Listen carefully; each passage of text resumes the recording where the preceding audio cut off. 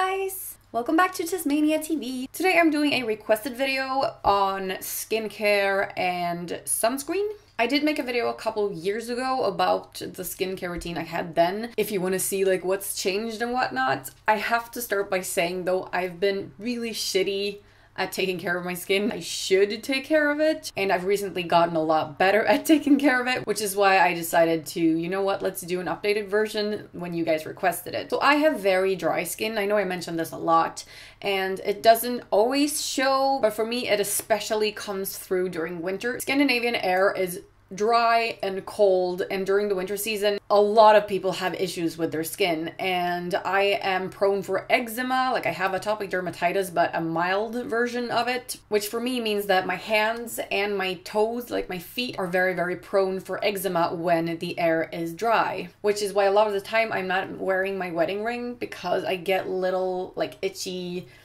bumps under there.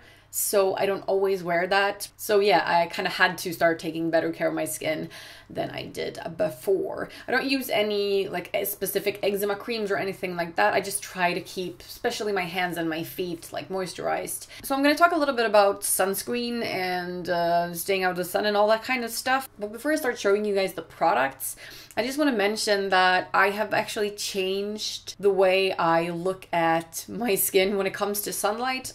I'm naturally very pale, and I really like the look of that, and that has meant that for a lot of years I've stayed out of the sun completely. I've always like had a big huge black umbrella with me or parasol to hide under. Never been out of the sun if I could avoid it, always covering my face in SPF and stuff like that.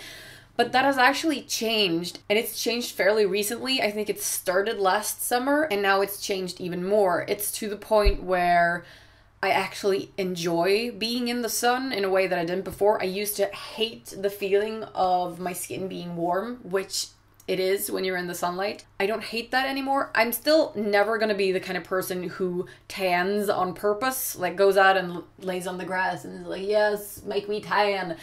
That's never going to be me, but I am no longer the person who goes, no, if I get a little bit of tan. That's fine with me nowadays, and I just want to like feel healthy and look healthy, and I don't want to have to like constantly hide out in the shadows and be all cold because I'm stuck in the shade. Like, I want to hang out in the sun where my friends are. So yeah, I've changed the way I look at that a little bit. And I don't always wear SPF when I go out in the sunlight during summer. If I'm just like walking downtown or taking my dog for a walk, I'm not gonna wear any SPF. If I, however, know that I'm gonna be in the sun for a whole day, like say for a picnic or for going to an island with my family on the boat and like going swimming a lot, then yes, I am gonna protect my skin from the radiation of the sun by wearing SPF, obviously, but I don't put it on every single day. I hate the feeling of sticky stuff all over my skin, especially when you're on the beach and you're covered in that stuff, and if like one grain of sand gets on you, it's just so coarse and uncomfortable and So anyway, on those days where I do feel like I need SPF, if I feel like I need a lot of it, like it's crazy sunny outside, no clouds, I'm gonna be in the sun all day, I'll wear a regular SPF, like the kind you buy at a pharmacy. This is one of the ones we have at home right now, which is by Occo, which is a cruelty-free brand. All of these brands are cruelty-free that I'm showing you, by the way. They might have non-vegan ingredients in some of the products, but they're all not animal tested. So yeah, this is by Occo, and it is 50 SPF. And it's for kids. So yeah, the really high 50 ones, both me and my husband have a lot of tattoos that we want to protect because the tattoos can get sun damaged. And going with the highest possible, like 50 or 50 plus, is just what we do naturally because it protects the tattoos. So that's one of the sunscreens I use. And if I'm going to be out in the sun a whole day, I'll put it all over my face, all over my body, except for the parts that are covered by clothes. But if I'm going to be out in the sun a little bit less than a whole day and I'm going to be wearing makeup, I may skip the face with this stuff and just go for the body because my regular foundation has a built-in SPF. It's only a 15, but it's still like better than nothing. In case you missed it in my previous makeup tutorials, this is the foundation that I use. It's by Lumine.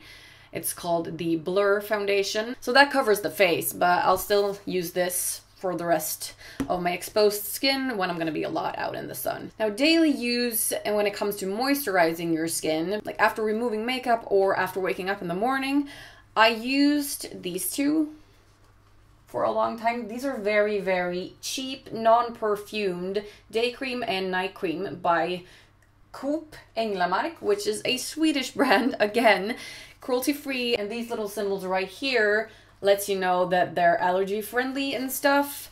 These were very, very cheap. I think I paid like, they were on sale, I think I paid like 10 Swedish krona each for these two. The night cream, I still have a little bit left of another one that I use. I'm going to show you that one. So I haven't really started using this yet, but the day cream, as you can probably tell, is almost gone. So I found a replacement for this, and it's a similar product and a similar brand, which is by Ica, and I showed this off in the collective haul for last month when I bought it. Again, it's eco-certified day cream. It's got aloe vera and chamomile in it. It's non-perfumed. I just don't like a bunch of crazy smells. If I want to have like a nice smell, I'll spray some perfume.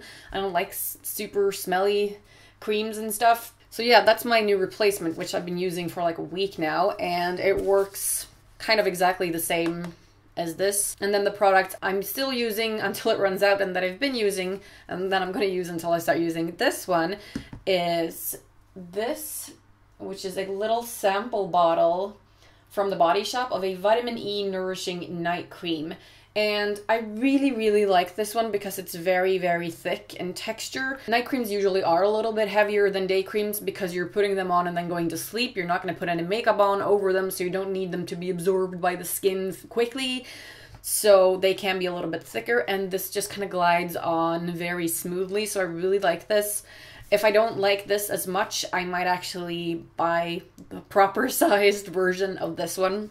But I think this will be fine. I'm still not really used to having a detailed, scheduled skincare routine. So some days I forget to put my night cream on before I go to bed and stuff like that. And when that happens, my skin will feel really tight and just, yeah, dry and itchy and uncomfortable. So yeah, I am getting better at it, but I need to get even better at it. So what I use to remove makeup is actually just regular makeup wipes. These are, again, non-perfumed ones, and these are by Coop Änglamark as well. They've got some aloe vera in them. And makeup wipes generally contain some form of alcohol, which is drying on the skin. So I know it's not a great idea to use these every single day, but I am a lazy hoe, okay? And I don't like the creams on my face, so removing makeup with cream on a little pad like this, I hate it. I hate that sensation so much. So when I'm lazy, I just use one of these. But when I'm less lazy, I'll use one of those, and then I'll use this thing afterwards. This is, again, by Ako. It's like a Swedish pharmacy brand. And this is the Face Clean Gel Refreshing Cleansing Gel. It's for normal skin. It's mild and soap-free.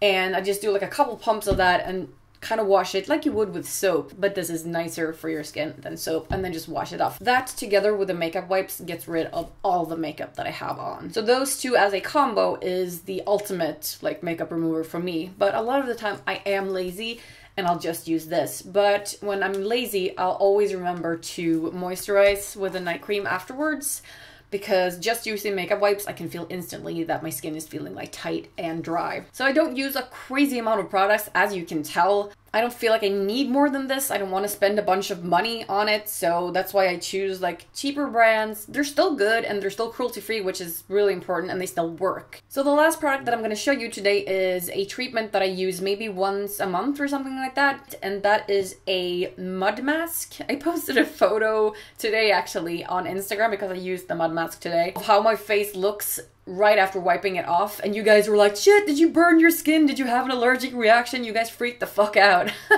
And it's calm down. If you guys ever got a facial, you'll know that right after, your skin is going to be red, especially if you've used a product on your face that's like a scrub that contains little bits, little grains of stuff that you kind of exfoliate with, and yeah, that's gonna irritate your skin temporarily. So I posted a photo of my face being super red right after having cleaned the mud mask off, and you guys freaked out. But I'm okay, and that's a temporary reaction. It takes 10 minutes and then the skin goes back to normal again. So the mask I'm going to show you today is one that is from the Body Shop. It looks like this. It is the Himalayan Charcoal Purifying Glow Mask. It's quite messy. It smells so good. It's like minty and yeah, it smells very good. Pretty strong smell, so beware of that if you're sensitive to smells.